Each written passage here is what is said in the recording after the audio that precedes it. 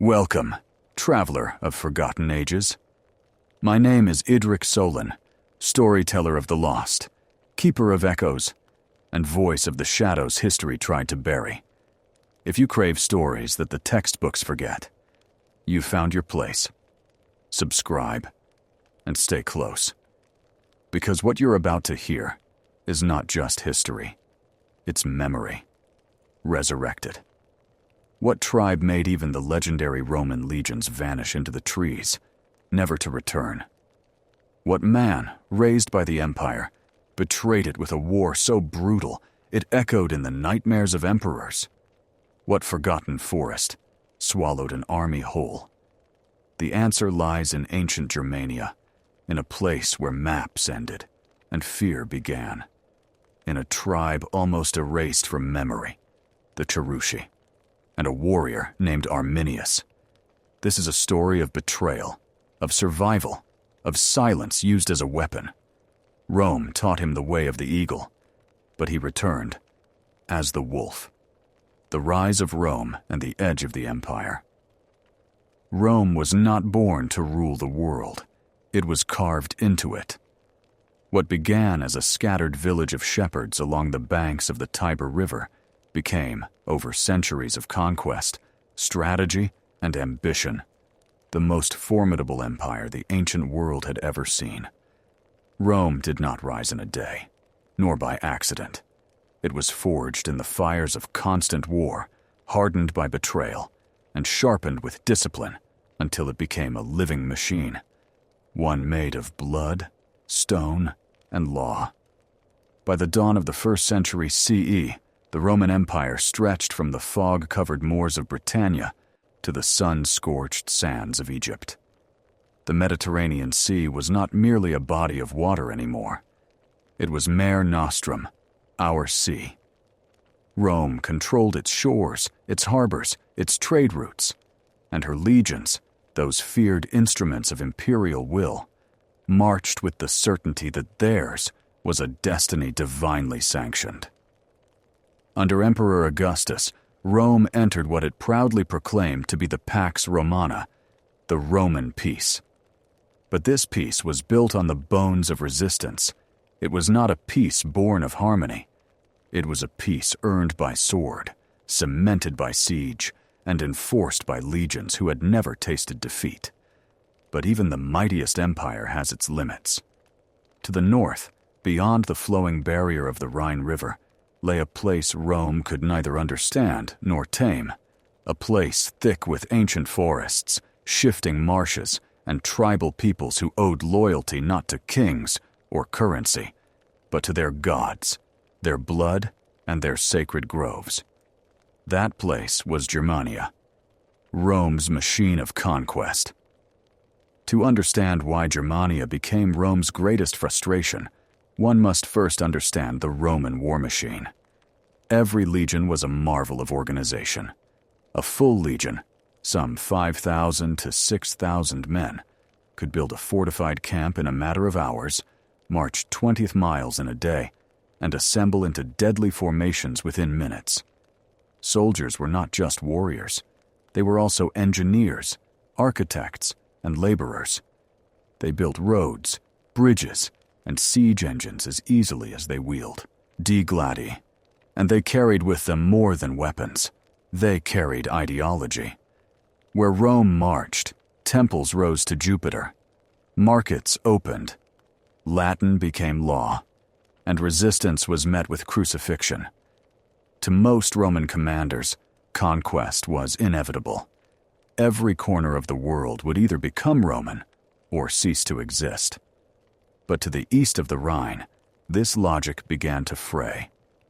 The shadow beyond the river, the Rhine River, marked not only a physical boundary, but a psychological one.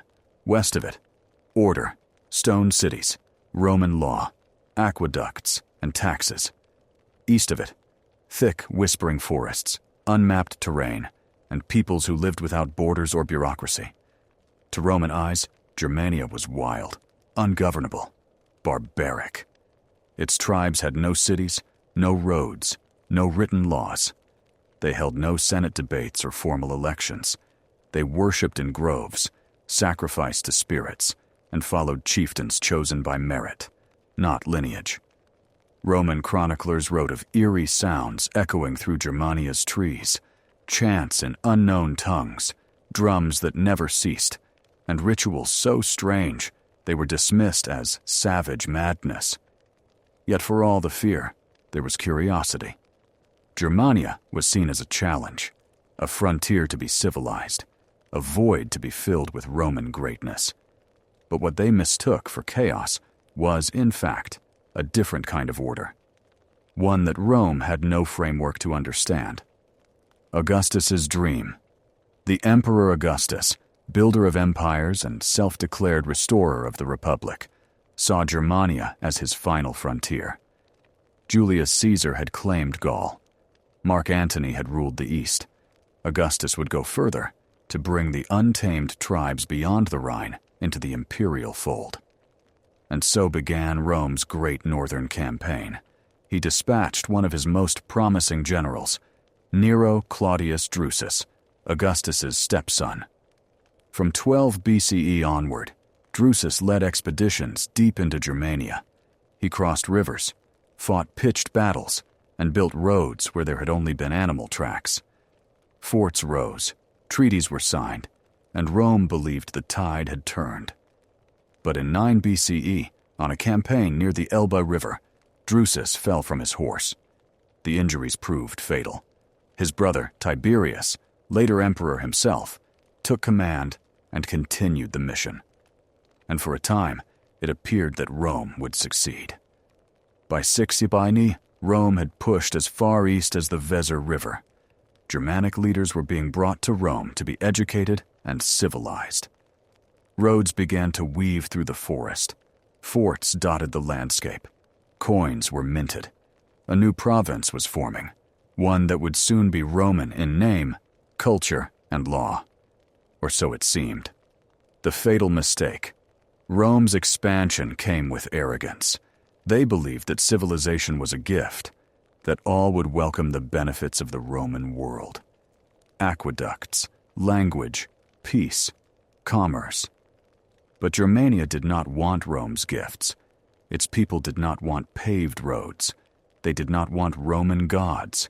They wanted the forest, the spirits, the wild. And as the legions advanced, the trees watched. Among the Germanic nobility was a young man of the Cherusci tribe, sent to Rome as a political hostage. This was a common Roman tactic. Take the sons of tribal leaders, raise them as Romans, and send them back as tools of imperial control. These young nobles learned Latin. They trained with legions. They dined with senators. This man's Roman name was Arminius. Rome believed they had molded him into one of their own, a loyal officer in the auxilia, non-citizen military units, a shining example of Romanization. But they failed to see the truth. Arminius had learned everything Rome had to teach, and he remembered everything they had taken. Varus and the delusion of control. To solidify Rome's hold on Germania, Augustus appointed Publius Quinctilius Varus as governor of the new province. Varus was not a general. He was a bureaucrat, a man of laws and ledgers. He had governed Syria, where cities already stood and taxes flowed. In Germania, he found no such order. But he was confident, overly so. Varus brought with him 3 full legions, the 17th, 18th, and 19th. He believed his task was simple: finalize Rome's control, impose law, and crush any minor unrest. And he believed Arminius was his ally. What he did not know was that Arminius had returned to his people, and had not forgotten who he was. In secret, Arminius began to unite the warring Germanic tribes. Former enemies shook hands in sacred groves. Oaths were sworn. Messages passed under moonlight. Plans were drawn in the language of vengeance. The tribes would not stand before Rome in open battle. They would swallow Rome, piece by piece. And so Arminius, dressed in Roman armor, riding at Varus's side, guided the legions toward their doom. the brink of the abyss. In the summer of 9th CE, Varus marched his legions into the heart of Germania to respond to what he believed was a minor tribal disturbance. Arminius recommended a shortcut, a forest route. Varus agreed, and so began one of the most disastrous marches in Roman history, a column of nearly 20,000 soldiers winding deeper into the forest. Rain fell. Wagons bogged down. Formation was impossible. The Roman machine, built for open battlefields and wide roads, began to break. The further they marched, the narrower the path became. Trees closed in, visibility dropped, and then Arminius vanished. In his place, from behind the trees, came death. Arminius, Rome's greatest mistake. He was not a king, not a senator, not a prophet. And yet, Arminius would become the nightmare that haunted Rome's greatest minds. A ghost forged in marble halls and released into shadowed groves. A paradox, both Roman and German, both commander and rebel, both student and destroyer. This is not just a tale of betrayal, it is the anatomy of vengeance, cultivated in silence, sharpened in exile, and unleashed with surgical precision. Born between worlds, to understand Arminius is to understand the paradox of empire. He was born into nobility, a prince of the Cherusci, one of the many tribes that roamed the dense, fog-shrouded lands east of the Rhine. But like many sons of tribal leaders, he was handed over to Rome as a political hostage, while still a child, a gesture of forced peace and subtle submission. Rome did not see a boy. It saw an opportunity. Arminius was brought across the empire's borders and into its heart, into a world of stone amphitheaters, marble baths, and bronze gods. While boys in the forests learned to hunt deer with spears, Arminius learned to read Latin poetry and lead military formations. He trained in the ways of the Roman legions, the world's most formidable military machine. He studied in the academies of strategy and discipline. He was granted Roman citizenship, bestowed the rank of eques, and eventually entrusted with command over auxiliary forces, Germanic soldiers fighting under the Roman banner. To Rome, he was a shining example of civilization's triumph over savagery. But in truth, the forest had never left him. They believed they were molding a servant. What they created was a weapon, a forest under siege. While Arminius trained in stone cities, Germania changed. By the time he returned as a Roman officer, Rome had crept deeper into his homeland. Roman governors issued laws in foreign tongues. Taxes were levied in coin tribes didn't use. Fortresses dotted the land like scars. The governor of the province was Publius Quinctilius Varus, a man of arrogance, unused to resistance.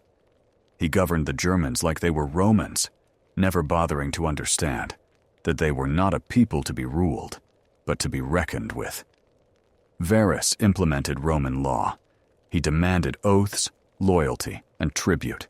He took land to build roads, enforced census counts, and punished resistance with crucifixion. To Varus, it was governance. To the Germans, it was occupation. Arminius watched. He listened, and he began to remember who he really was. The whispered rebellion. While still wearing Roman armor, Arminius began to whisper. He moved between tribes, rekindling old alliances. He used his rank as cover, passing between camps under the guise of peacekeeping, all while spreading a single message. This is your forest, not theirs. It wasn't easy. The Germanic tribes were notoriously fragmented. Blood feuds stretched generations. Many would rather die fighting each other than unite against a common foe. But Arminius had seen what waited if they did nothing. He had seen Gaul, once proud and free, now paved, taxed, and conquered. He knew Germania's fate if they stood divided. He spoke with fire, and he promised no thrones, no empire, only that the land would remain sacred, and the trees would not be felled by Roman hands. One by one, the tribes agreed. The Bructeri, the Marsi, the Chatti, the Cherusci. An alliance was born, not out of love, but necessity. The perfect trap. By 9 CE, the web was ready. Arminius played the loyal commander. He advised Va, Rus. He delivered false reports of rebellion uprisings in distant territories. He suggested a path, a narrow road, he said, a shortcut, a safer route, a death march. Varus, proud and blind, listened. 3 full Roman legions, the 17th, 18th, and 19th, along with auxiliaries, camp followers, engineers, and baggage trains, marched into the Teutoburg Forest. Over 20,000 men. The forest grew denser. Rain began to fall. Wagons struggled. Shields became slippery. The army stretched thin, a column miles long. And then, silence, until it erupted. Spears rained from the trees. Javelins flew from the mist. Germanic warriors screamed from the shadows. Officers were cut down first. Cohorts lost formation. The Romans tried to regroup, but there were no fields, only trees. Their strength, their discipline, useless in that green maze. It was not a battle, it was a ritual. The killing took place over 3 days. Fires lit the sky. Ambushes came at night. Those who surrendered were nailed to trees. Others were buried alive. Varus, realizing the scale of his failure, fell on his own sword. And when the slaughter ended, not a single Roman soldier remained. 3 legions, erased. The fall of the eagles. The eagles, the golden standards of Rome's legions, were lost in the woods. Each eagle was a sacred symbol, an extension of the empire itself. To lose one was disgrace. To lose 3 was apocalypse. Back in Rome, the news took weeks to arrive. When Augustus heard it, he tore his robes and slammed his head against the walls. Quintilli ver, legiones rede. Varus, give me back my legions. But Varus was ash, and the legions were gone. Rome had known defeat before, at Cannae, at Carrhae, but this was different. This was not a failed campaign. This was a black hole in the map, a place where the empire's might was swallowed and never seen again. The numbers of the legions, 17th, 17th, and 19th, were never used again. It was as if Rome had erased them from memory, hoping the world would forget. The forest roars and vanishes. Arminius did not take the fight to Rome. He did not cross the Rhine. He did not demand tribute. Instead, he disappeared back into the trees. Rome fortified its borders. Panic swept the frontier. But Germania did not invade. It watched. And that made Rome fear more. The silence was worse than war. It meant the tribes were not seeking conquest. They were seeking freedom. Rome, for the first time in generations, stood humbled. And Arminius? He became myth. Rome strikes back and fails again. In the years that followed, Rome sent its best. Germanicus, the adopted son of Emperor Tiberius. Charismatic, brilliant, and hungry for vengeance, Germanicus crossed the Rhine with a vengeance. For 3 years, he led brutal campaigns into Germania. He recovered 2 of the lost eagles. He won battles. He nearly captured Arminius. But he could not hold anything. The forest refused to be conquered. Every road built was torn apart. Every fortress abandoned. The tribes struck from nowhere. Supply lines were cut. Spirits broke. And Germanicus, for all his triumphs, was eventually recalled. Victory in Germania was a line written in the sand, erased with every gust of wind. Arminius's final war with Rome pushed back. Arminius turned to what he saw as his destiny, the unification of the Germanic tribes. He did not want to rule. He wanted to protect, by forming a confederation that could stand against any future threat. But the tribes were not Romans. They rejected kings. They hated hierarchy. Even Arminius' own uncle, Inguiomerus, turned on him. Jealousy. Fear. The old rivalries. In 21 CE, Arminius was assassinated, not by enemy sword, but by his own blood. Poisoned at a feast, stabbed in a council, felled by those who feared what he might become. He died not as a warlord, but as a legend, buried, perhaps in a grove where the trees still whisper his name. His grave was never found. Legacy beyond death, but his ghost never left. The Romans never attempted full conquest again. The Rhine became a hard border, not of stone, but of fear.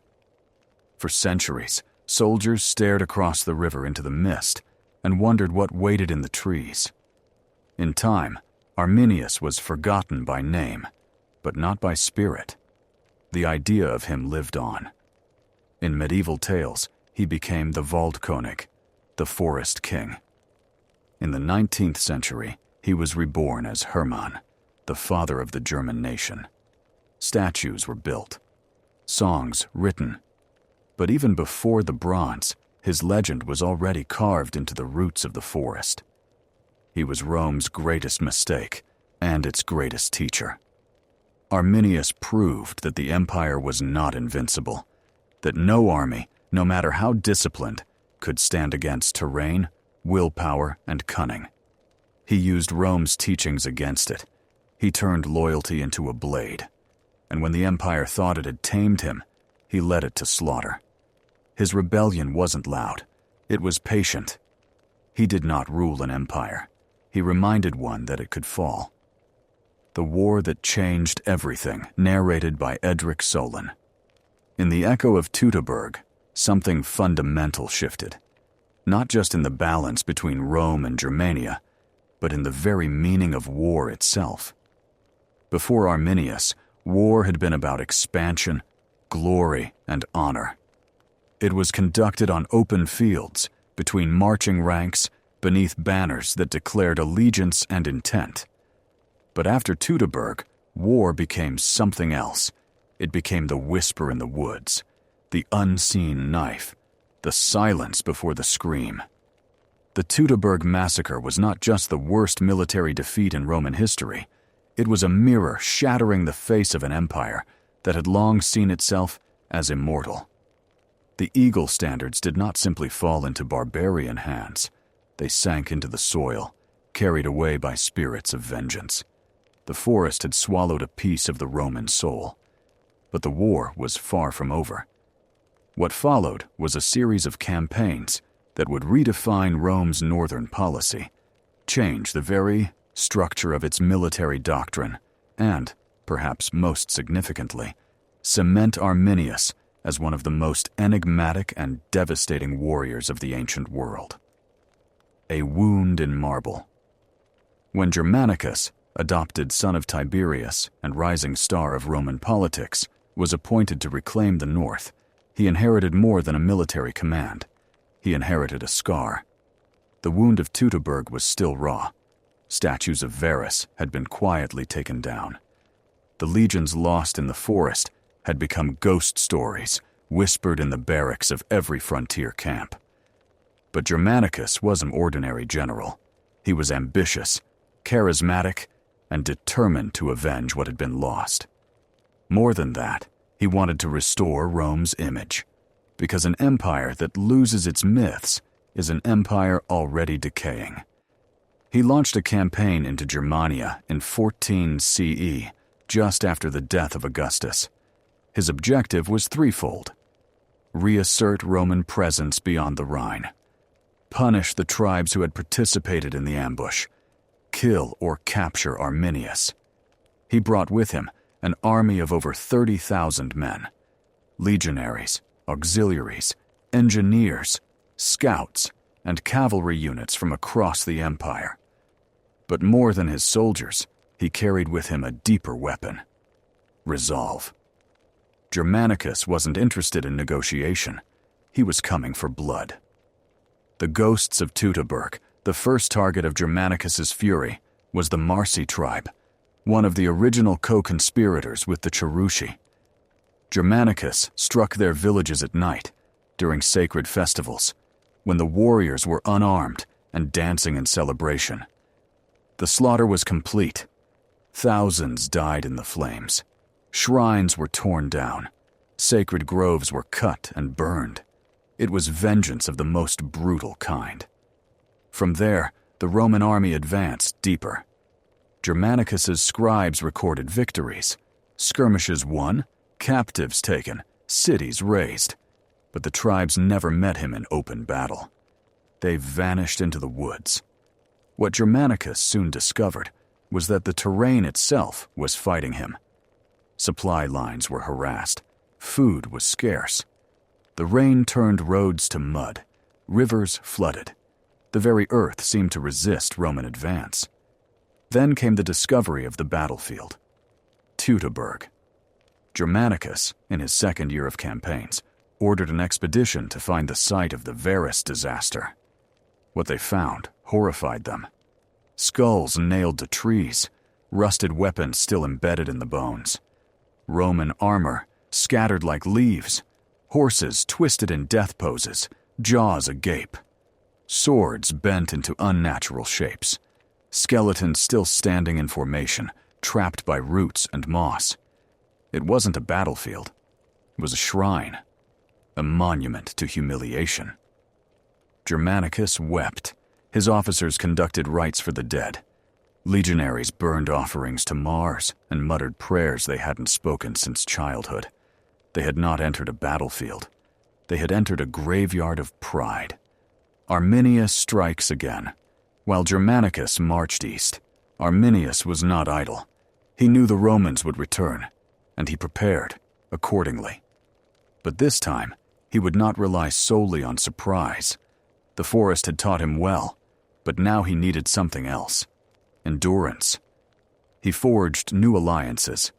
Tribes that had once only nominally pledged themselves now followed him with renewed zeal.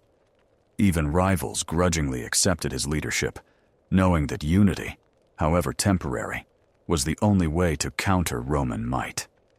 And when the moment came, Arminius struck with brutal precision. The Romans had advanced deep into Cherusci territory, constructing temporary forts and expecting traditional resistance. What they received was something far more insidious. Supply caravans vanished. Watchmen were found dead in the morning, their throats cut silently in the dark. Entire units were lured into swamps with false trails and destroyed in ambushes. Roman engineers found their bridges collapsed overnight, sabotaged with a knowledge of structural weak points that could only have come from within. And then came the most terrifying event of all: an ambush during a solar eclipse. On the day the sun darkened above the trees, Roman troops already unsettled by superstition were attacked at dawn. With the light flickering overhead and the forest seeming to come alive, Arminius's forces descended in silence. The eerie light turned men mad with fear. Formations crumbled. Commanders panicked. Blood mingled with the ash of burned-out torches. To the Romans, it was no longer war. It was divine retribution. The Battle of the Weser River. But Germanicus was not Varus. He learned from each engagement, adapted, reorganized. He divided his legions into lighter, more mobile groups. He trained scouts in Germanic tracking methods. He learned to fight the forest with the forest's own tactics. In 16 CE, the two forces finally met in full-scale battle at the Weser River. It would be the closest thing to a conventional clash in the entire Germanic campaign. Arminius led a coalition of several tribes, perhaps 40,000 strong. Germanicus brought 6 legions, auxiliary archers, and cavalry. The fighting was savage. The Cherusci opened with volleys from hidden archers, drawing Roman formations into marshy ground.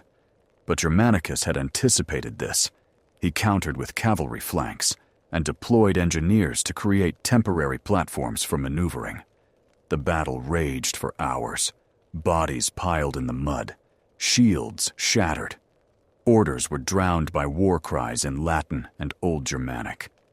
At one point, Arminius personally led a charge into the Roman right flank, killing several officers before being forced to retreat, wounded but alive. Germanicus held the field. The Romans claimed victory, but it was a hollow one, because when night fell, the Germans disappeared again. No cities were conquered, no territory held. It was as if the land itself had refused Roman rule. The cost of a phantom victory Germanicus had shown that Rome could still win battles, but what he could not prove was that Rome could hold Germania. After the campaign, Germanicus returned to Rome for a hero's welcome. He was awarded a triumph, his victories glorified in marble and gold. But the reality behind the accolades was stark. The forest had not been conquered. Arminius had not been captured. The legions had not reclaimed the lost province. They had merely survived it. Tiberius, the reigning emperor, saw this with cold clarity. He recalled Germanicus, declaring that the cost of continued war in Germania outweighed any possible gain. "We must not be slaves to vengeance," he reportedly said. In truth, he feared the forest more than he feared defeat. And so the campaigns ended. The Rhine became the limit of the empire, the line in the sand. East of it lay shadow, uncharted, unconquered, and untamed. Arminius. Alone among ghosts, for Arminius, the withdrawal of Rome was both a triumph and a tragedy.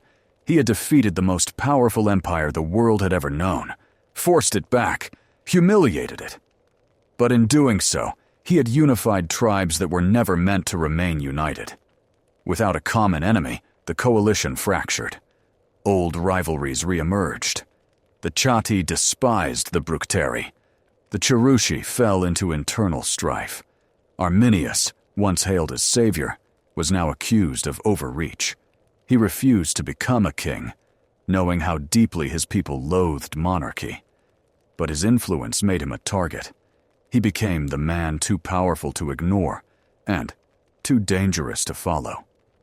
In 21 CE, Arminius was assassinated by members of his own family.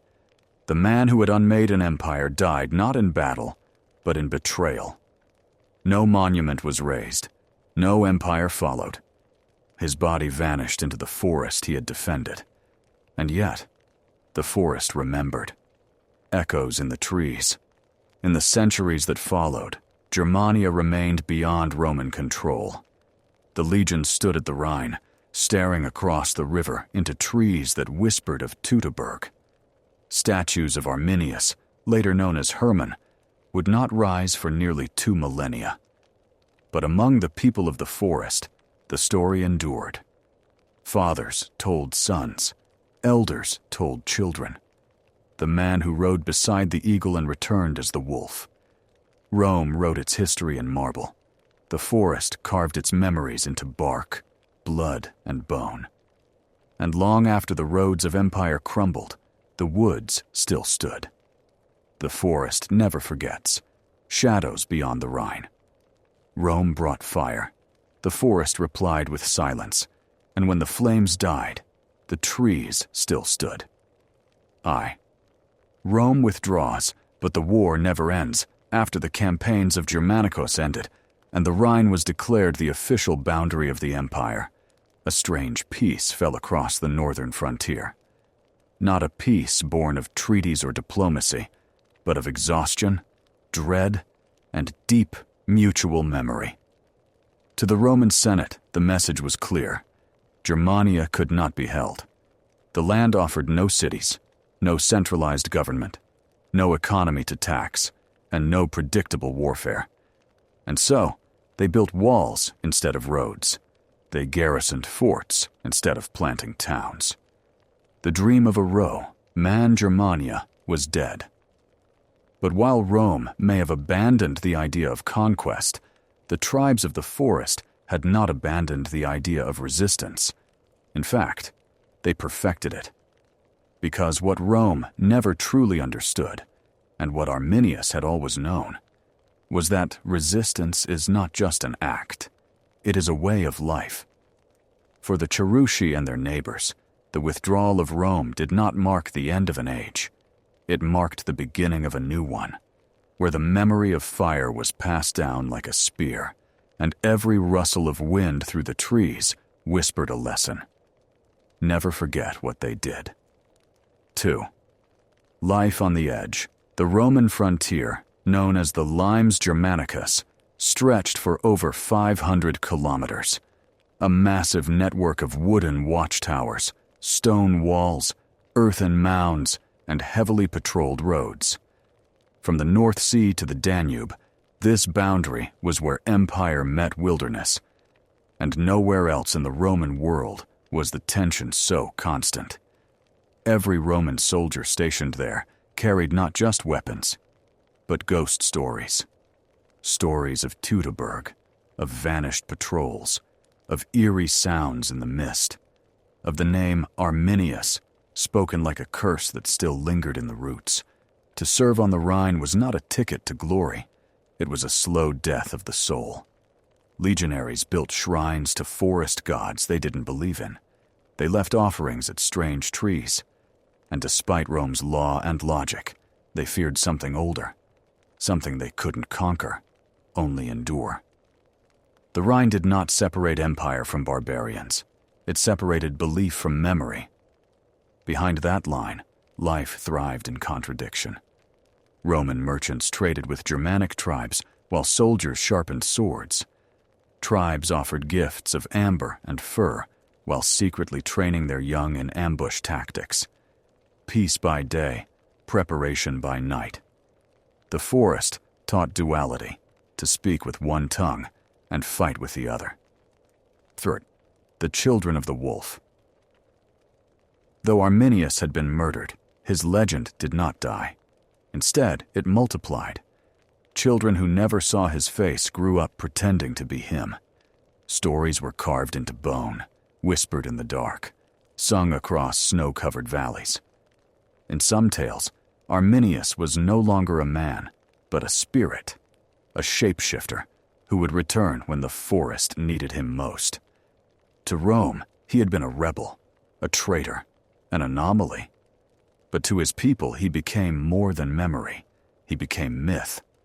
New generations of warriors invoked his name before battle. His tactics became ritual. Elders taught their sons, never meet the enemy where he is strong. Never fight for land. Fight for the trees. Never forget that the enemy sees roads where we see roots. The Cherusci eventually faded from prominence, fragmented by internal disputes. But their fire passed to others. The Chatti, the Saxons, the Suebi. Tribes with different names, but one memory. 4. Rome's cracks begin to show. As decades passed into centuries, the Roman Empire began to shift.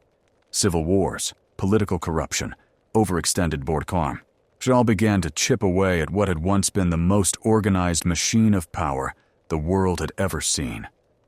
And the forest watched. Rome still held the Rhine, but only barely. Every winter brought raids. Every spring brought fear. And though the legions remained formidable, their strength now served defense, not expansion. Gone was the ambition to conquer Germania. In its place was caution, paranoia, the hope that the ghosts across the river would stay quiet. They did not. Raids grew bolder. Germanic warriors breached Roman forts, burned villages, captured hostages. And always the cry went out. They are Arminius's sons. The truth? Most of these warriors had no blood relation to the Cherusci leader. But that didn't matter, because Arminius had become a banner. V. The day the Rhine froze. In the winter of 406 DE, something unthinkable happened. The mighty Rhine River, Rome's most sacred frontier, froze solid. And across that frozen line came an army not of a single tribe, but of many. Vandals, Alans, Suebi, thousands of men, women, and children, with carts, oxen, weapons, and dreams. The legions were overwhelmed. Forts were bypassed or destroyed. Cities fell. Gaul collapsed into chaos. The path to Rome's heartland lay open. Some historians say this moment marked the true beginning of the end of the Western Roman Empire. And though Arminius had been dead for centuries, his shadow walked with them across that ice. Because the fall of Rome was not an earthquake, it was a long collapse, started by whispers, sharpened by memory, and led by the very people they once called savages. Okay. The forest keeps the score. Even after Rome fell, the forest never claimed victory. That was not its way. There were no statues built in the Teutoburg Forest, no triumphal arches for Arminius, no cities renamed in his honor. Because to the forest, survival was the only monument that mattered. The memory of Rome lived on in its ruins, but the memory of the Cherusci lived on in the earth itself. Every tree that grew where the eagles fell was a silent anthem. Every child born free of chains was a verse in the forest's song. Rome died loud. The forest lived quiet. 7th. The lesson carved in bark. What do we learn from the story of Arminius and the forest that swallowed Rome? We learn that maps are illusions, that power is temporary, that control is a myth empires tell themselves, and that sometimes the greatest rebellion does not look like a revolution. It looks like refusal, a refusal to be named, to be claimed, to be remembered on someone else's terms. The Cherusci are gone, but their lesson lives on. You do not need an empire to shape the world. You only need to make one empire fear the dark forever. The empire that couldn't forget. They erased his name from their ledgers, but not from their nightmares. Shadows cast in marble Rome was not merely a city. It was an idea, a declaration carved in stone, a belief that roads, law, and the Latin tongue could be held civilize the world. It had endured storms of rebellion and seasons of blood, but never had it been shamed so profoundly as it was in the forests of Germania. The defeat in the Teutoburg Forest had wounded more than just flesh. It had struck at the soul of the empire. 3 entire legions, the 17th, 18th, and 19th, had vanished into the trees, their bones, armor, and standards lost in the mud. Rome, for the first time in living memory, had not simply lost a battle. It had lost control. And so the Senate did what Rome often did when it could not explain the horror of truth. It chose silence. The 17th, 18th, and 19th were never reformed. Their names were removed from legionary rolls, erased from commemorations. No triumphal arches would honor their dead, no monuments raised. Their absence became a whisper, too loud to forget, too painful to name. Instead of celebrating memory, Rome buried it. To forget was safer than to remember. But ghosts don't heed silence. They linger. 2. The eclipsed eagle. At the heart of every legion was its eagle, the aquila. More than a banner, more than bronze, it was the beating heart of every Roman soldier's pride. When a legion fell, the loss of its eagle was akin to losing the gods' favor. The 3 eagles taken by Arminius were never just trophies. They were wounds to Roman identity. For years, recovering them became a sacred mission. When Germanicus recovered 2 of the 3 eagles in his campaigns across Germania, he returned them to Rome with solemn rites, as if healing a tear in the divine fabric of the state. The final eagle, however, was never found. Some said it was melted down and offered to the forest gods. Others whispered that it still lay hidden beneath a cairn deep in the Teutoburg Forest, a sacred relic guarded not by warriors, but by the trees themselves. Centuries later, Roman commanders still spoke of it in hushed tones. We reclaimed their bones, but never their soul. 3rd, a doctrine rewritten in fear. Before Teutoburg, Roman war was methodical, predictable, dominant. The legions marched in calculated rhythm. Battles were fought in open fields. Order was Rome's greatest weapon. But Arminius broke that order. He taught Rome that war was not always about strength, that terrain, psychology, and timing could unmake steel and discipline alike. His ambush changed the way Rome trained its armies. After Teutoburg, new manuals were written. Tactical drills included forest warfare. Generals were warned about overextension and reliance on local guides. Scouts were trained to read silence as much as movement. The Roman war machine adapted, not by forgetting its defeat, but by letting the shadow of Arminius shape its future. It was a bitter evolution. The forest had become a teacher, and its lesson was humility. Forgtor, Arminius, memory's martyr. The man behind the myth, Arminius, had no empire, no throne, no palace or coin to bear his face. And yet, he was immortal in the only way that mattered, had entered the stories told in fear and admiration alike. Among the Germans, his name was passed like fire. A tale of the warrior who betrayed Rome not for power, but for memory, for vengeance, for home. Among the Romans, he was never mentioned in formal statues, but in the barracks, in whispers, in fire-lit warnings told to new recruits stationed on the Rhine. His name endured. He became the Phantom King, the forest warlord. The wolf returned from the eagle's nest. Tacitus would write of him decades later, with a tone rare among Roman historians: reverence, bitterness, unease. He fought not for dominion, but to end dominion. V. The Rhine. A border of stone and memory.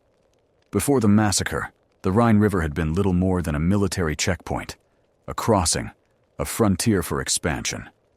But after Teutoburg, it hardened into a wall. Not a physical one, not yet, but a wall of the mind, of Roman strategy and Roman fear. Rome's expansion eastward stopped. Gone were the plans to turn Germania into a province. Gone were the dreams of roads and cities stretching to the Elbe.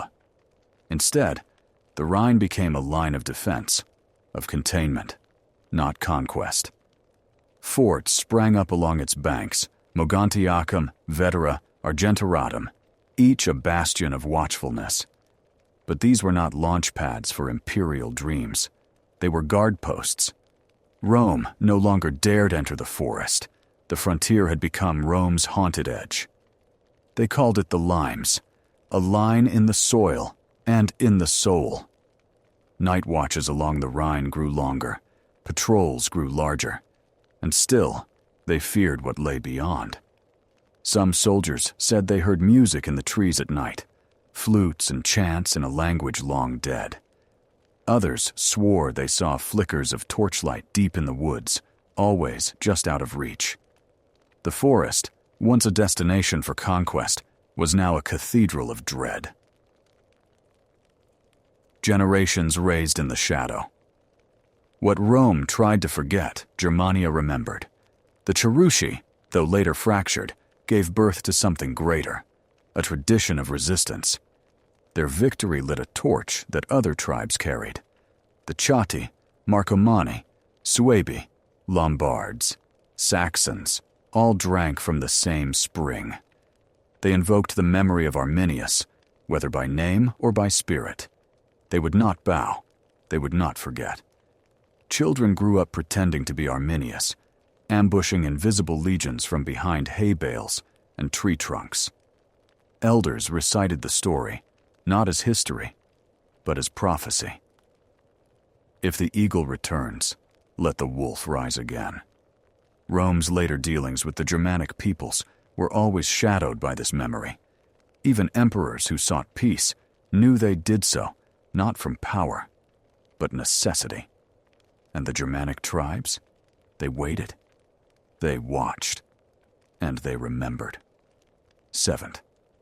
A dream averted for centuries, Rome had seen itself as the master of the world. Its maps grew fat with conquest. Its roads reached across deserts, mountains, and seas. But after Teutoburg, a slow reversal began.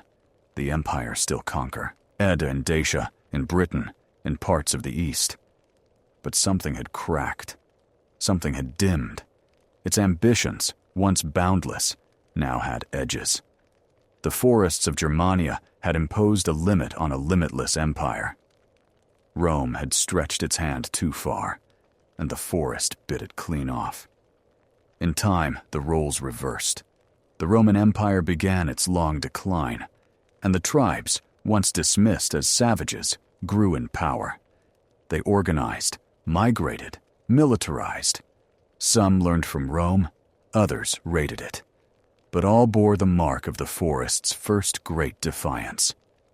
Fate, the fall of the eagle. In 410 CE, the unthinkable happened. The city of Rome, eternal, invincible, was sacked by the Visigoths, a Germanic tribe.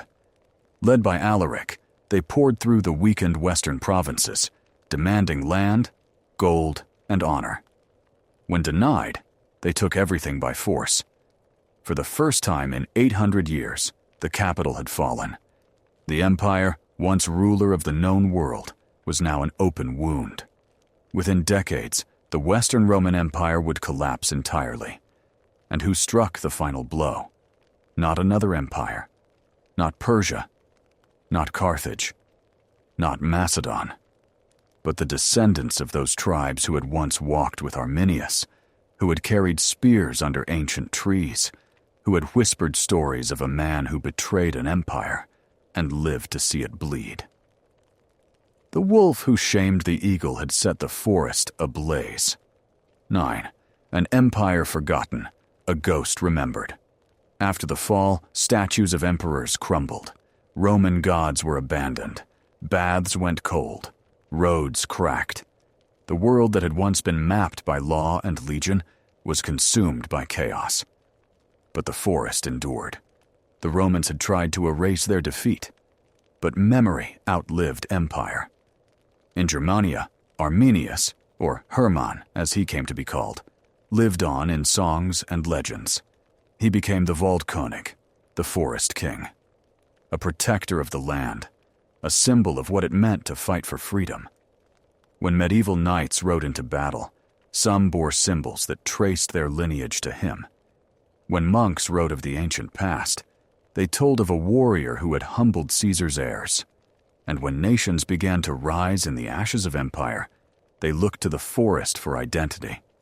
Arminius was no longer a man. He was myth, a myth born not in conquest, but in refusal. X.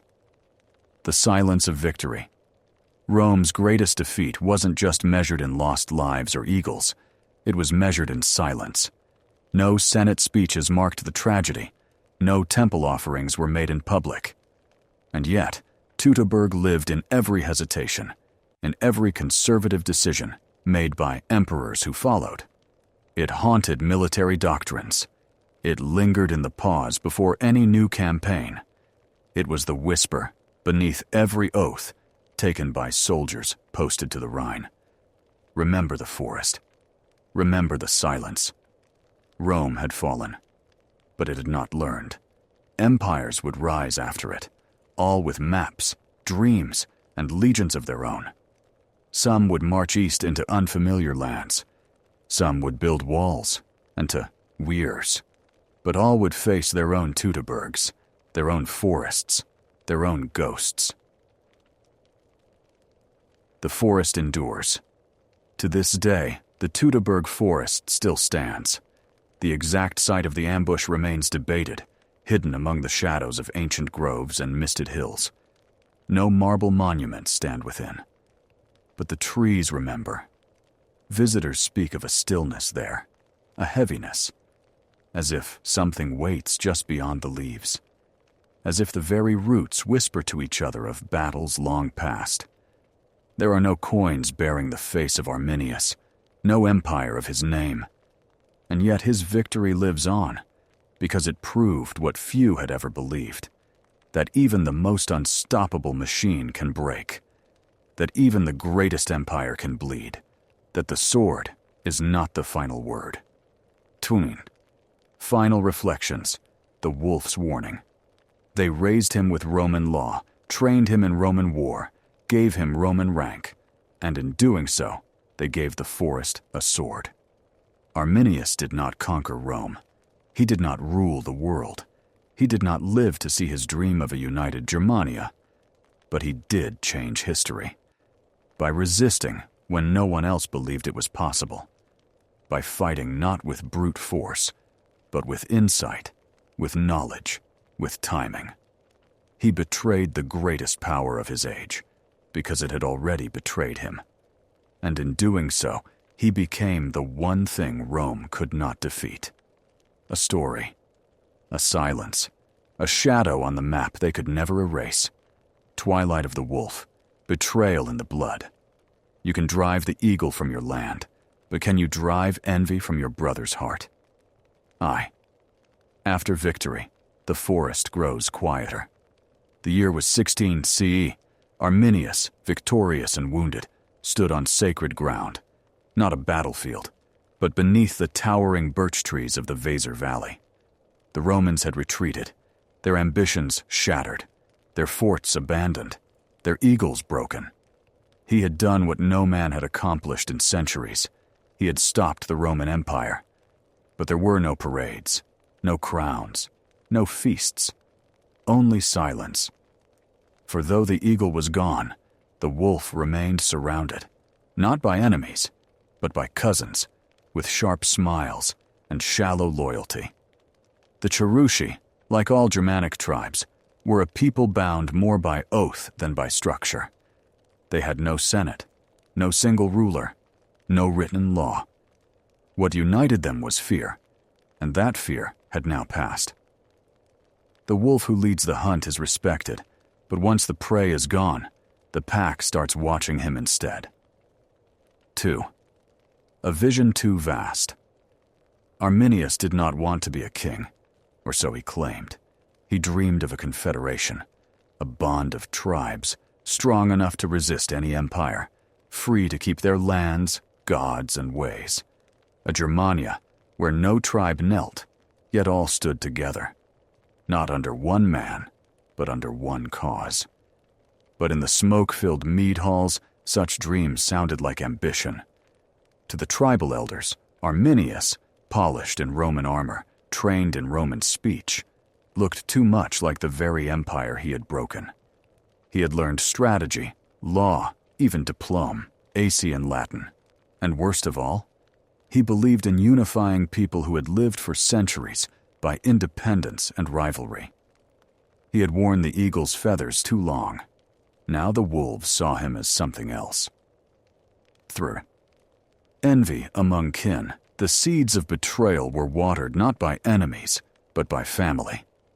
Arminius's own uncle, Inguiomer, once his most trusted supporter, began to whisper against him. Other chiefs of the Bructeri, Marsi, and Chatti grew resentful. Why did the Romans fear only one name? Why did every ambassador seek Arminius? Why should one man speak for a forest of nations? To them, he had become too large, a shadow too long for any grove to hold. The idea of unity, once a flame in dark days, became a threat in the light of victory. When the war ended, so did the reason to follow. And Arminius, though wise in battle, was not a politician. He tried to reason. He spoke of Rome's return, of the need to prepare. But the more he urged cooperation, the more they believed he sought rule. 4. The final blow. The betrayal came not in battle, but at a feast. Historians disagree on the exact year, likely 21 CE, but all agree on the act. Arminius, summoned to council among the Cherusci nobles, entered a hall lit by fire, filled with kin and warriors. He was offered wine. He was toasted as a liberator. He raised his cup. And then the blade. Some say it was his cousin. Others claim it was his uncle's assassin. Regardless, it was swift. A dagger to the ribs, a whisper in his ear, "You led us too far." He died not in the roar of war, but in the hush of betrayal. No epic battle, No elegy, no funeral pyre. Only the trees bore witness, and the forest swallowed the wolf. The forest remembers, the tribes forget. After Arminius's death, there was no civil war, no grand succession crisis, just silence. The Cherusci did not rise in rebellion against the murderers. There was no justice, no outcry, only a quiet return to the old ways. Tribal politics resumed, feuds reignited, old rivalries returned, like stones rising in thawed ground. The fragile unity Arminius had forged, sealed in Roman blood and Germanic oath, crumbled overnight. The Chatti drifted away. The Bructeri refocused on border raids. The Marcomanni turned south. The Cherusci, once the heart of a revolution, became isolated. The wolf had howled, but with him gone, the pack scattered. Within 2 generations, the Cherusci name would fade from the scrolls. Tacitus, writing in the late 1st century, mentions them as weak, divided, politically irrelevant. It was a quiet extinction, the kind only time and disunity can bring. 6. A death without a grave. Arminius's body was never found. No shrine was built. No tomb. No runestone marked his passing. But the forest remembered. In the decades that followed, Germanic tribes still told his story, not always by name, but by deed. A warrior from the trees, a man trained by the eagle who returned as a wolf, a brother who betrayed the empire to save his people. To the Romans, he was a villain, a rebel. To the tribes, he became something else, a symbol of what was possible, even for those without cities, kings, or maps. He died without a monument, but his silence became sacred. In groves across Germania, warriors left offerings, not to Arminius the man, but to the idea he had become. Spears and tree bark, skulls at the base of ancient oaks, songs that named no one, yet echoed his tale. The forest became his grave, and his cathedral. 7. Rome's incomplete revenge. The Roman Empire never forgave Arminius. Even decades after his death, emperors spoke his name with contempt or fear. Emperor Tiberius, who had reigned during the Teutoburg disaster, refused to cross the Rhine again. He considered the forest not only militarily foolish, but spiritually cursed. And though Germanicus had recovered 2 of the 3 lost eagles, the wound had never healed. They erased his name from their victories, but they couldn't erase the scar. The 17th, 18th, and 19th legions, those annihilated in Teutoburg, were never reformed. Their numbers were struck from Roman rolls forever, as if, by doing so, Rome could erase the shame. But even Rome's silence gave Arminius power, because in that silence, his shadow grew. Eputo.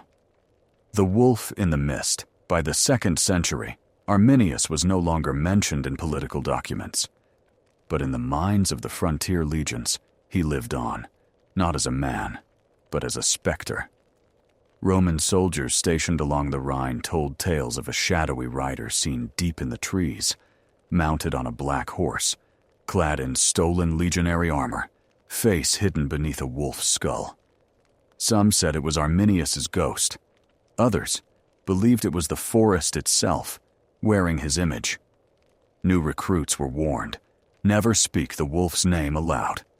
Never point your sword at the trees, and never, under any circumstance, enter the woods alone. His victory had faded, but his warning endured. In this way, the man Rome had tried to forget became a permanent part of their imagination, a myth born from the very silence they imposed. 9. A legacy in ash and iron. Though the Cherusci vanished, their descendants lived on, not as a single people, but as a forest of tribes, each carrying a spark from the fire Arminius had lit. The Saxons, Lombards, Franks, and others would rise from this soil. Some would eventually become conquerors themselves. but all inherited a lesson deeper than conquest. Never trust the empire. Know your land better than your enemy knows his maps. Fight on your own terms, even if it means fighting forever. This mentality would echo into the early Middle Ages. Even Charlemagne, centuries later, would find himself waging brutal wars to subdue the Saxons, battles eerily similar to Rome's struggles with the Cherusci. The forest changed Rome, and it changed those who came after. X. A warning that outlived the empire. Rome eventually fell, not in a single battle, not in fire and smoke, but in our erosion, in border collapse, economic strain, and civil decay. The Germanic tribes, once dismissed as barbarians, now stood at the gates. Many had served in Roman armies. Others had lived within Roman provinces, but they had not forgotten the lesson of Teutoburg. The empire can bleed. The Visigoths sacked Rome in 410 CE. The Vandals burned Carthage, sailed the Mediterranean, and carved kingdoms from Roman land. The Ostrogoths, Lombards, and Franks built new orders atop the old bones of empire, and with every conquest, the ghost of Arminius grew. He was not their king, not their prophet, but in his defiance, they had seen proof that Rome could be broken, not from outside, but from within. He had shown them how. Ichio, the making of a myth. By the medieval era, Arminius had become more legend than man. His name shifted. Latin writers had called him Arminius, but in Germanic tongues, he became Hermann, a name that, centuries later, would be invoked by scholars, bards, and eventually nationalists seeking a symbol of unity. In the 15th and 16th centuries, as ancient Roman texts were rediscovered during the Renaissance, Tacitus's Germania was unearthed. In its pages, Arminius was reborn. He wasn't just a forgotten warrior anymore. He was a founding figure, the man who had first dared to say no to Rome. He became what Rome feared most, a barbarian with memory. This newfound image would evolve further in the 19th century. During the rise of German nationalism, poets and politicians embraced Hermann as a proto-national hero. They built statues, wrote operas, named streets and towns after him. The most famous, the Hermannsdenkmal in Detmold, a towering monument of steel and stone, over 50 meters high, completed in 1875. Hermann stands sword raised, gaze fixed to the west, toward the lands once ruled by Rome. But the forest knew him first.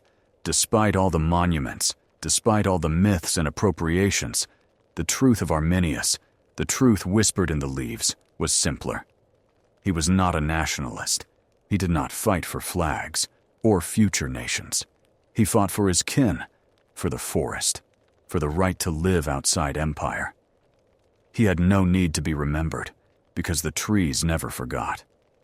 His greatest act wasn't the destruction of 3 Roman legions. It was the reminder, timeless and terrifying, that no empire is eternal, and no power is immune to silence. Because in the end, Rome had maps, but he had memory. Rome had columns. He had shadows. Rome had history. He had the wind through the trees. The forest fights without end. You may silence a man, but can you silence the trees that remember his name? When Arminius fell, Rome exhaled, not in celebration, but in cautious relief. The wolf who had devoured their legions had been slain by his own kind. A tribal warlord, extinguished by tribal treachery. No legions were needed. No final conquest was required. No monument raised. Just a whisper of betrayal in the woods. And then, silence. But that silence was deceptive, because though Arminius was dead, the forest was very much alive. He had not founded an empire. He had built no palaces, no law codes, no dynasties. But he had done something Rome never understood until it was too late. He left behind an idea, an idea more dangerous than swords or spears, an idea that did not need legions to march or generals to issue orders, an idea that rooted itself into the soil, was carried in the blood, and echoed in the leaves. Rome is not invincible. Rome is not eternal. Rome can bleed. The ashes of unity, with Arminius gone, the tribal alliance he had forged quickly disintegrated.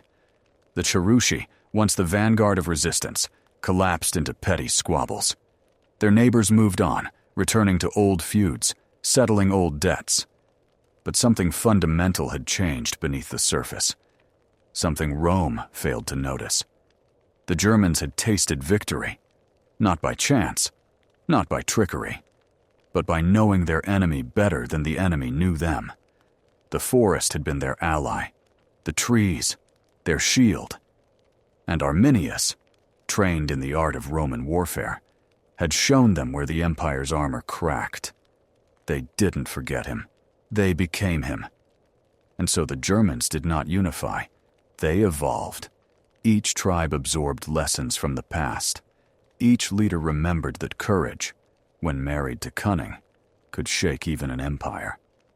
And while no one wore Arminius's crown, many walked in his footsteps. They did not need a king. They had a memory. 2. Rome retreats, but watches after Germanicus withdrew in 16 CE, the Roman frontier stabilized, but never recovered. The Teutoburg disaster had carved a scar into the Roman psyche that no campaign could erase. The Limes Germanicus, a fortified border network of walls, towers, and outposts, became the new frontier, not of ambition, but of caution.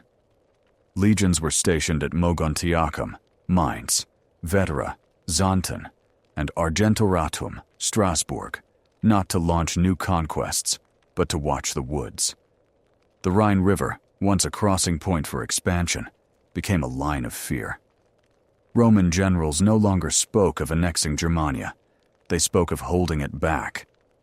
The empire stopped expanding, not because it ran out of strength, but because it ran out of certainty. Rome built watchtowers that looked not to new lands, but to where Arminius had once stood. Even emperors felt the chill. Tacitus later wrote, "It is not the German sword we fear, but their silence." 3. The fire that never went out. In the generations that followed, no tribe ever again united Germania, and yet the spirit of rebellion spread like roots underground. Small revolts erupted near the frontier. The Batavian Revolt in 69 CE, led by Julius Civilis, another Roman-trained Germanic warrior who turned against his masters. Sporadic uprisings among the Chatti, Tencteri, and Usipites. Ambushes, assassinations, and midnight raids that plagued Roman outposts for decades. None of these campaigns matched the scale of Teutoburg, but none needed to, because the goal was not conquest. The goal was to make Rome afraid of the trees again. Every whisper of movement beyond the Rhine stirred fear. Every shadow seen in the woods made commanders grip their swords tighter. Every tribal envoy speaking too softly, too slowly, reminded the Romans that not all the wolves were dead. They never raised another Arminius, but they never needed to. They had become a forest full of him. Force. Lessons passed in blood. For the Germanic tribes, oral tradition was sacred. They did not write books. They sang battles. They did not carve stone records. They painted faces and told stories in firelight. And in every tale told to every child, beneath every oak where warriors drank to the old gods, one story remained constant. A man who once walked with Rome and returned with its bones. Even when the Cherusci vanished as a political power, their story lived on. Among the Langobardi, who would later cross the Alps. Among the Saxons, who would resist Christianization with similar fury. Among the Franks, who would rise as a kingdom, but never forget the price of underestimating the forest.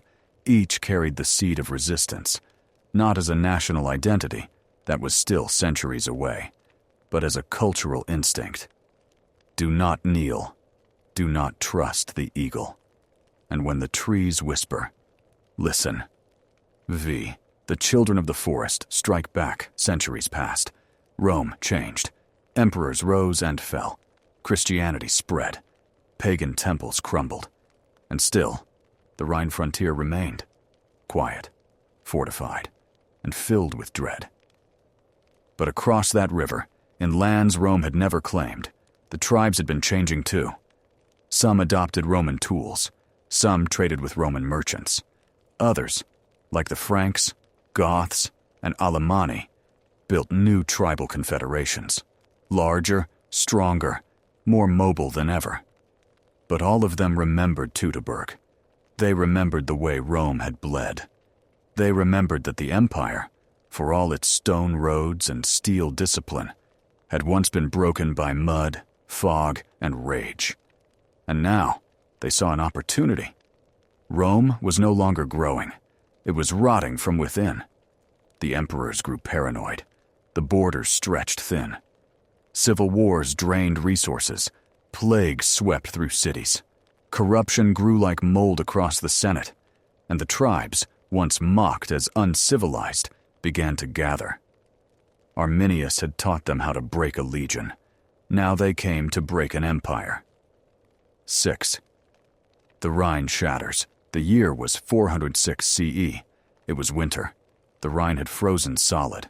A coalition of tribes, Vandals, Alans, Suebi, and others, crossed the river not by boat, but on foot. They did not need to fight the Roman navy. The river itself had given them a bridge. And there, on Roman soil, they began to burn. Cities fell.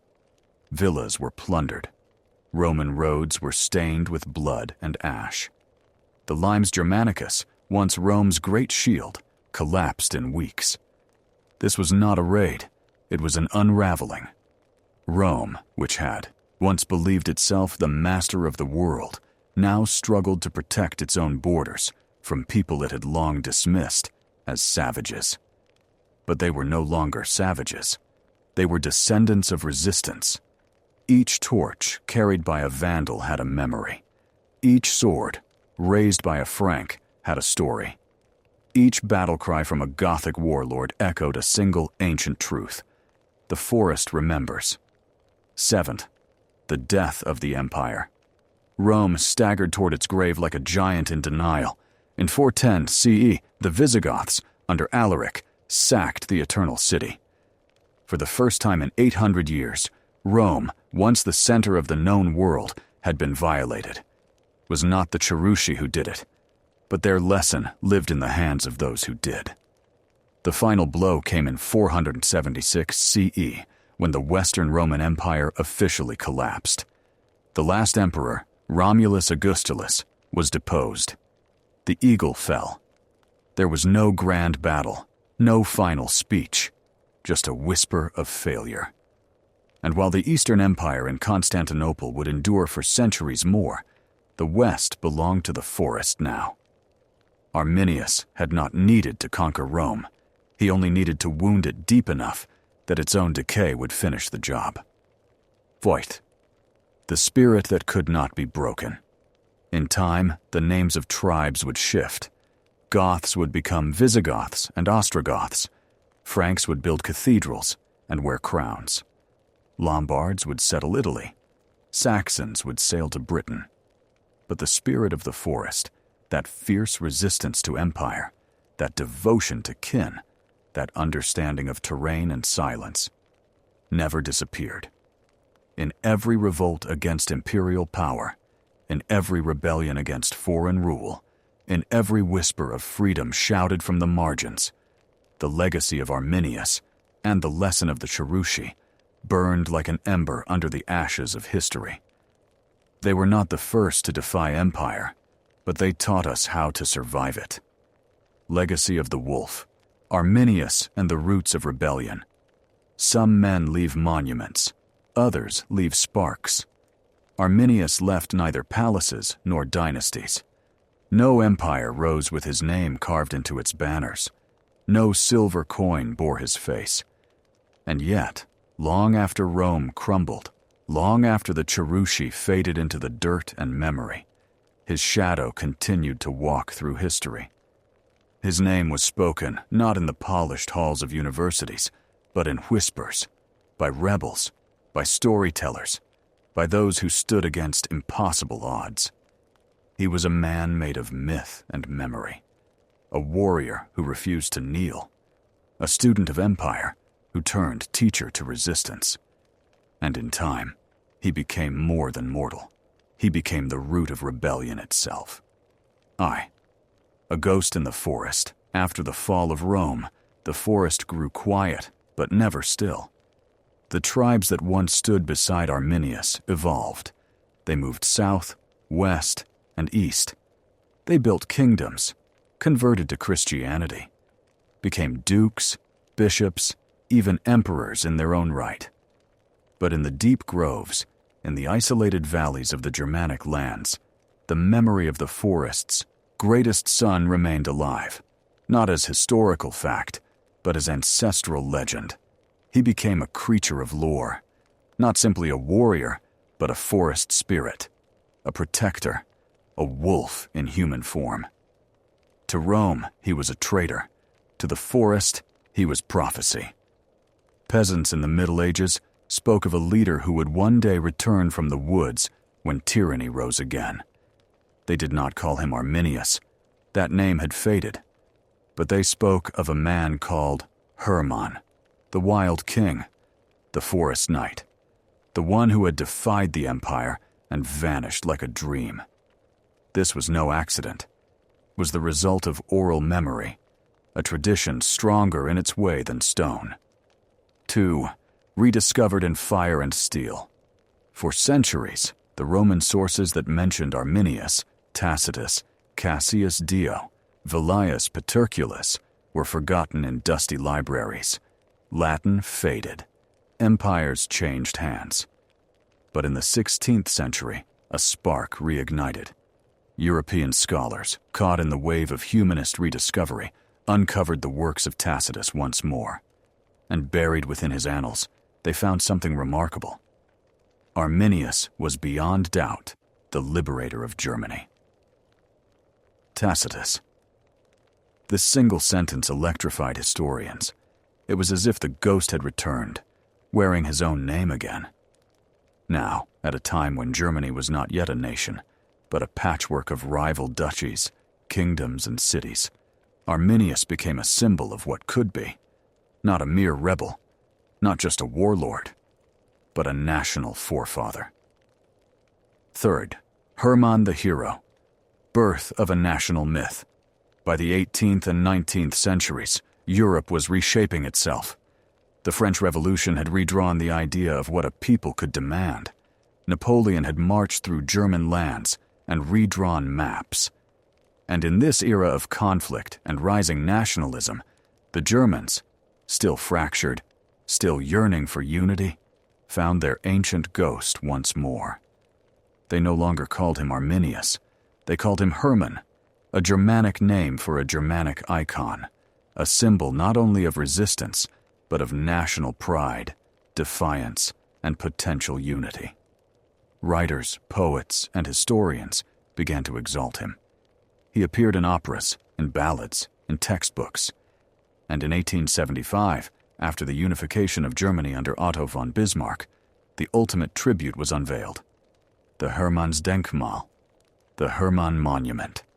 Towering over the forests of North Rhine-Westphalia, a colossal statue of Hermann stood with sword raised high, eyes gazing west, toward France, toward the old empire, toward every would-be conqueror.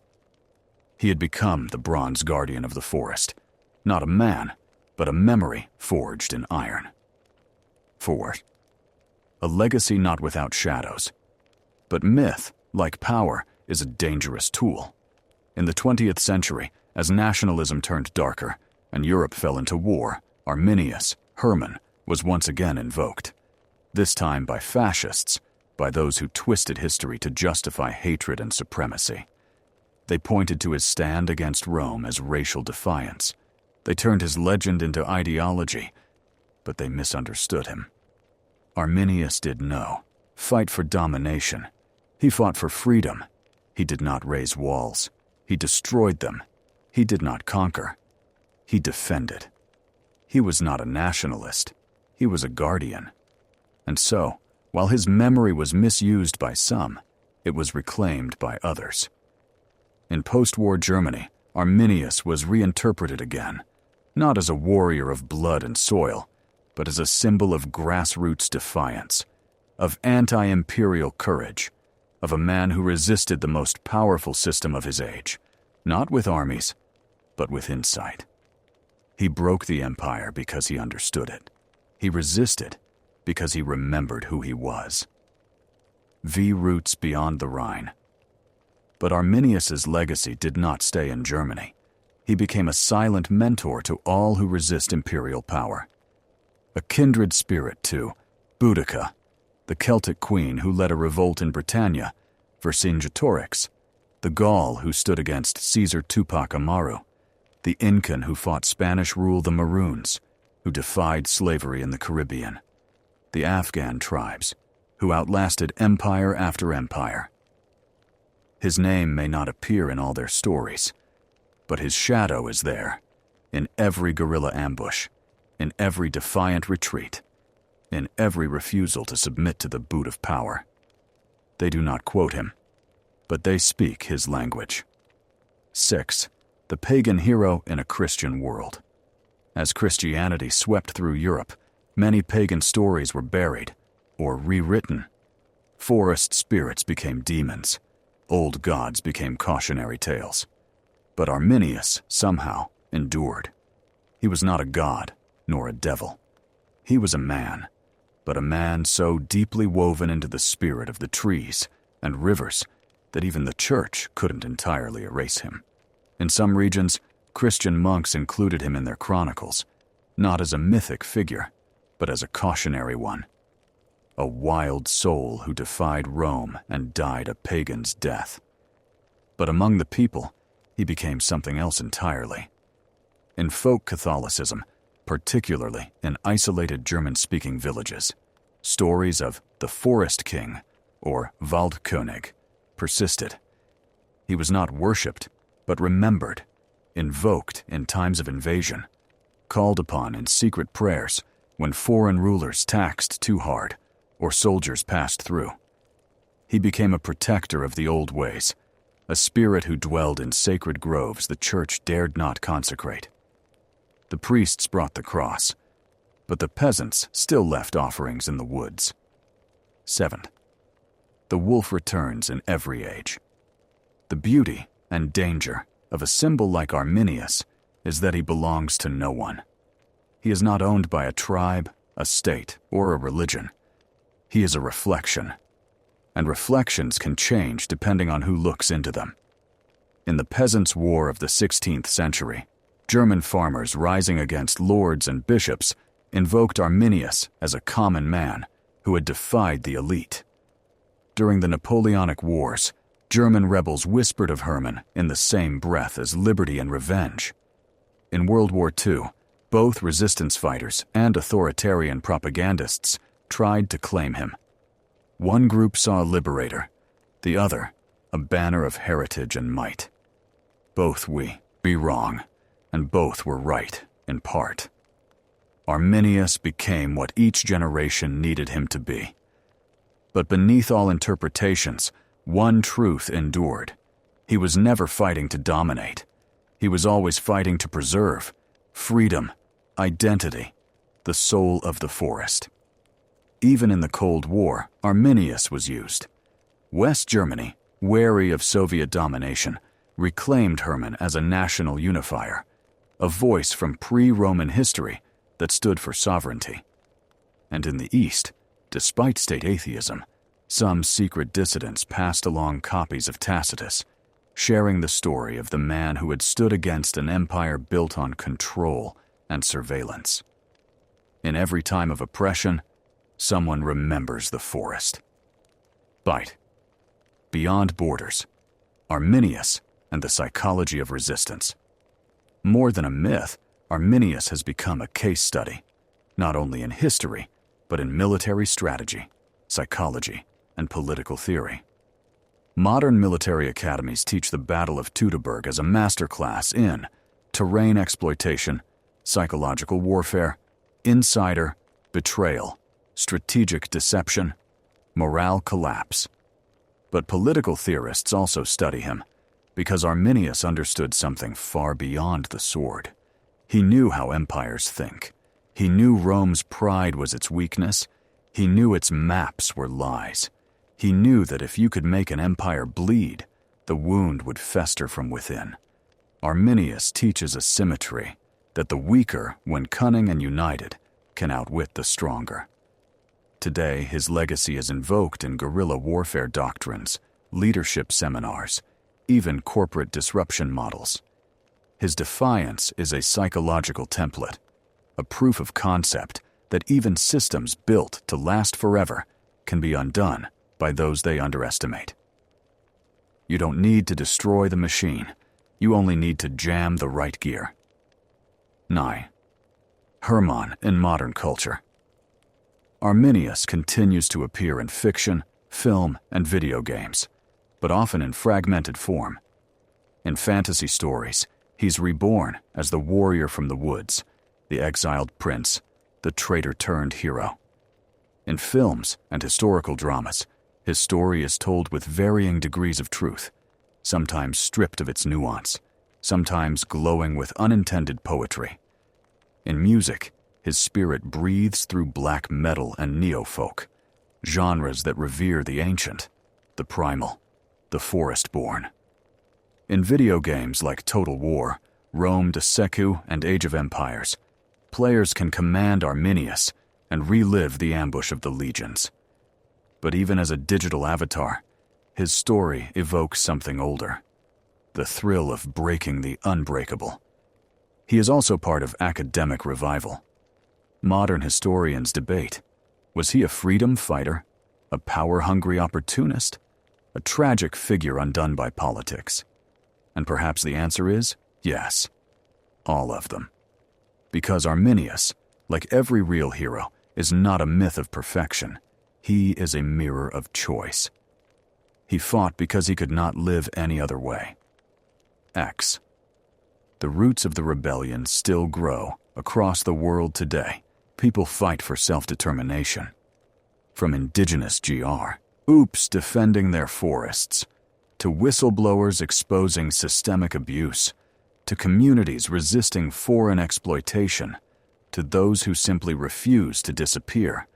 They may never have heard his name, but they carry his fire. Arminius showed that the power of place, of knowing your land, your people, your soul, could outweigh gold, armor, and architecture. He showed that home is worth any cost, that sometimes the best weapon is silence, waiting, patience, knowing when to vanish and when to strike. And most of all, he showed that legacy does not require victory, only resonance. Empires rise in noise, but they fall in echoes. And Arminius, the wolf who once walked with eagles, still howls in every story of defiance. The silence beneath the leaves, the echoes that never died. History loves monuments, marble columns, statues of kings, triumphs written in gold on parchment that smells of empire. But some of the most important stories, the ones that shape centuries, are written in wind, not stone. And if you listen, truly listen, you'll hear one still breathing in the heart of Europe, in the forests that never forgot. It is the story of resistance without a throne, of warriors without an empire, of a people without a library who still manage to write their names across Roman fear. It is the story of the Cherusci, the story of Arminius, and the forest that refused to kneel. 2. A battlefield swallowed by earth. Today, the Teutoburg Forest is a quiet place. There are trails, some signage, a few preserved artifacts beneath glass. But walk deep enough into its oldest parts, and the modern world fades. The trees are the same. Tall, dark, whispering. The same trees under which 20,000 Roman legionaries died, screaming in a language that had conquered the known world, and still could not command the forest. The same trees under which Arminius vanished, having changed the course of history, with no palace, no monument, no mausoleum. There is no battlefield to see, no ruins to tour, because the forest took it all back. The greatest defeat Rome ever suffered was buried not beneath rubble, but beneath moss. Third, the land where memory is a weapon, empires erase. That is what they do. They build columns and cities over the bones of the conquered. They rename rivers. They melt old gods into new icons. They write the world in their tongue and call it peace. But the forest resisted that fate, because the Cherusci never gave Rome a place to build. They left no citadels, no capitals. They gave the empire no road to pave, no river to canalize, no city to garrison. They gave it silence. And in that silence, the truth survived. The names faded, but the feeling remained. The dread on the border, the watchtowers always manned, the songs Roman soldiers heard echoing in the night, long after the war had ended.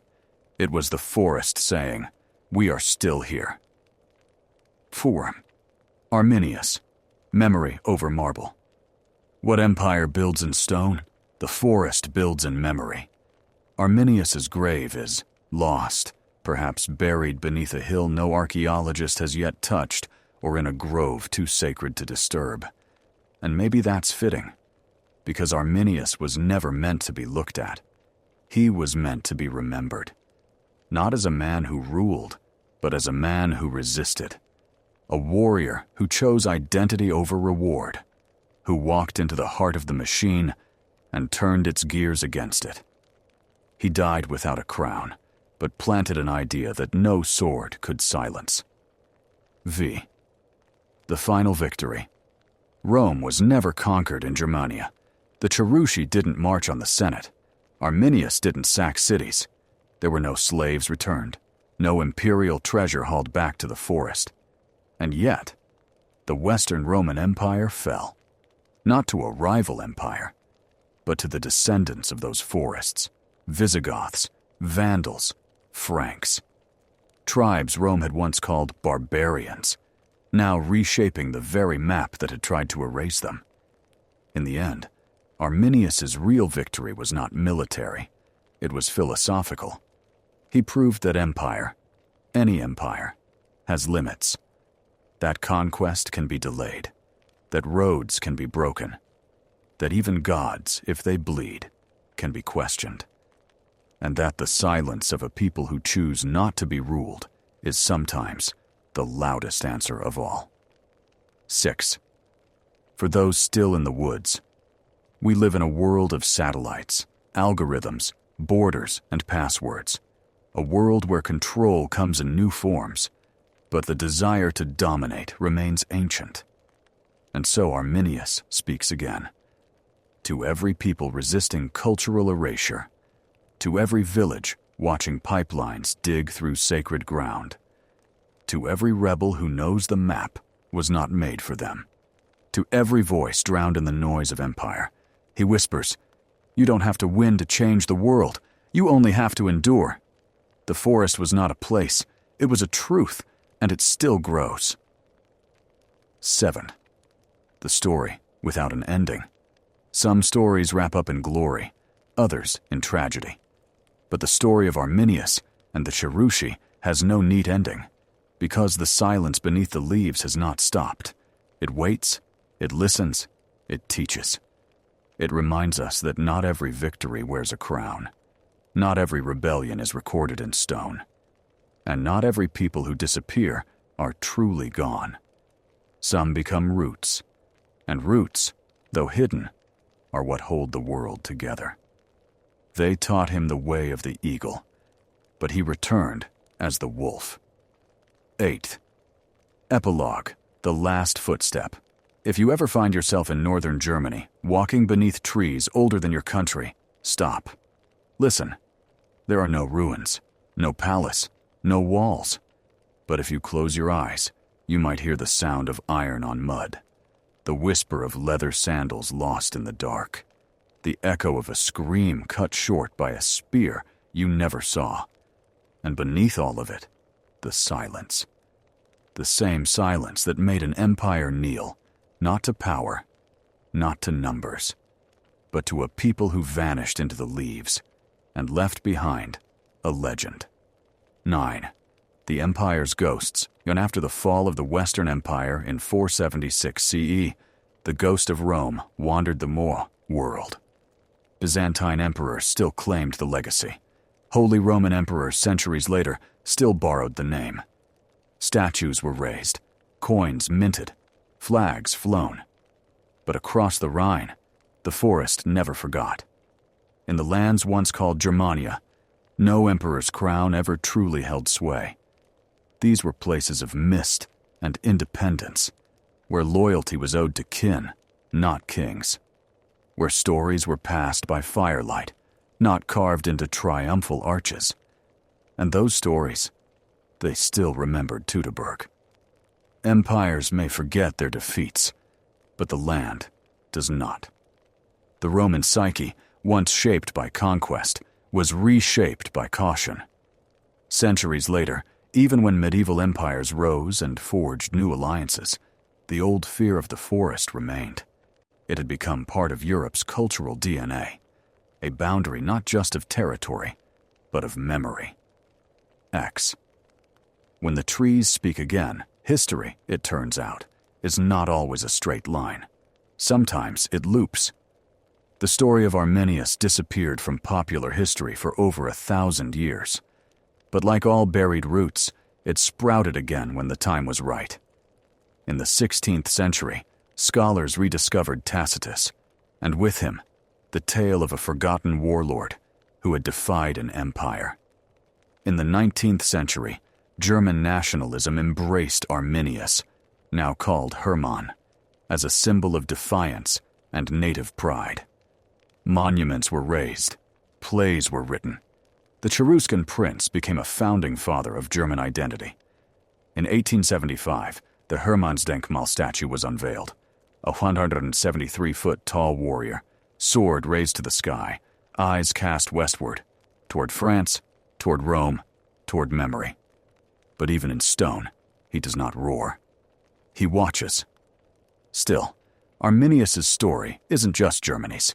It belongs to anyone who has ever stood beneath the weight of empire and said, "Numbelebonunt," beyond Germania, a universal rebellion. The power of this story is that it isn't locked in time. Arminius didn't leave behind a civilization, but he left behind a model of resistance. We see echoes of it everywhere. In Boudicca's revolt in Britannia, where a queen burned Roman cities in revenge.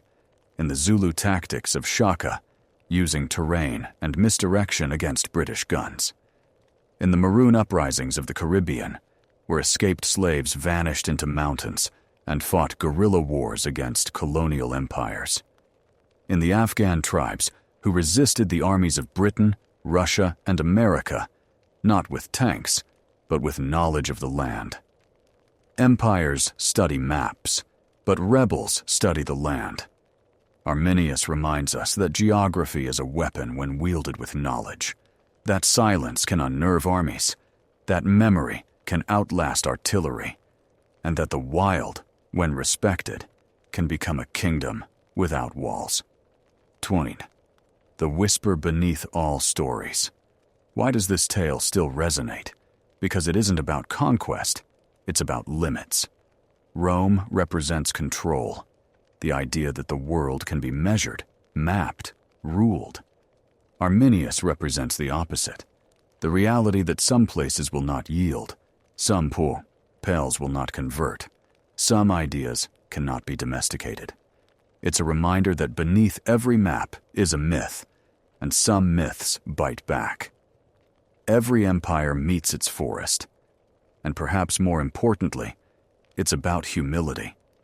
That no matter how powerful you are, there are things you will never understand, and that misunderstanding may be your undoing. Third, the last lesson. If you've followed this far, through every forest path and battlefield echo, then you've already heard the final lesson. Not from me, from the trees. Because the Cherusci didn't build a nation. They didn't win glory in the Roman sense. They didn't write their own history. But they left something stronger than walls. They left a story, one Rome could not kill. And that story is still walking, still whispering, still haunting the footnotes of every empire that dares call itself eternal. He was trained to march in lines, but taught us to move in shadows. 10th, closing words. A warning carved in bark. We end not with a flourish, but with a whisper, just like the story began. Because the Cherusci were not heroes. They were not villains. They were something older, wilder, and more enduring. They were a reminder that some truths are not written, that some power lies not in swords, but in silence, that some victories do not echo in trumpets, but in roots that will not be dug out, and that if you forget that, the forest is still there, waiting